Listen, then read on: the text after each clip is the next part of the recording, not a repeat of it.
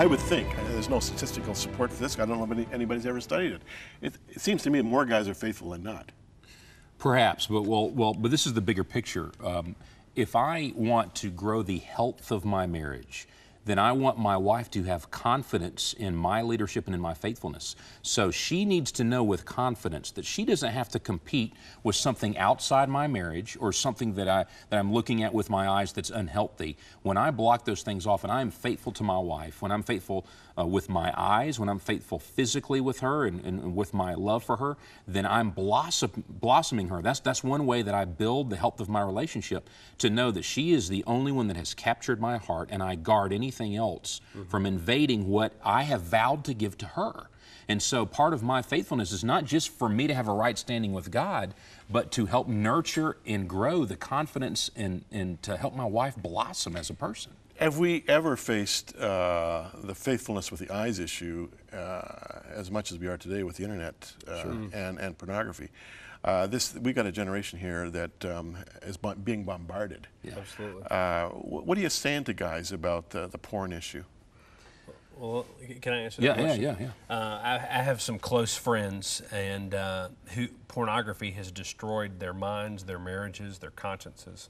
And some of them are believers. They profess Jesus as their Lord and Savior, and they say, I'm caught in this cycle of I keep going back to pornography and feasting on something that's not only not satisfying me, it's creating greater dissatisfaction, but I feel addicted to it.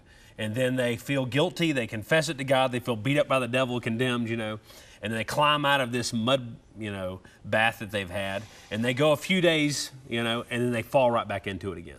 And one thing that we've seen consistently, because in each situation I've seen God rescue these guys out of this, where they've gotten free from the addiction of pornography. You know, there's a big difference between being tempted by something and being tormented by something. Right. A lot of men are tempted by sin. Yeah. You know, Jesus was tempted. Yeah. But being tormented by lust means it's got its hooks in you. Yeah. You know, you've given into it, and as a result of it, now it's the devil's got a foothold in your life in a sense. And so, but it says in 1 John 2:15-17 that if we have the lust of the eyes, the lust of the flesh, and the pride of life in our lives, it's because we don't have the love of the Father in us, is what it says. And what I've found, and this is what I've seen happen with these guys, when they begin to find intimacy with God, when they begin to walk in the Word with God, they begin to walk in the fullness of the Spirit with God, when they begin to pray on a daily basis to God and spend time in His Word, they started experiencing the love of the Father. I want to know what God expects of me. The Resolution for Men by Stephen and Alex Kendrick strategically inspires men to reconcile with their past, re-engage in their present, and move forward with a bold resolution for the future.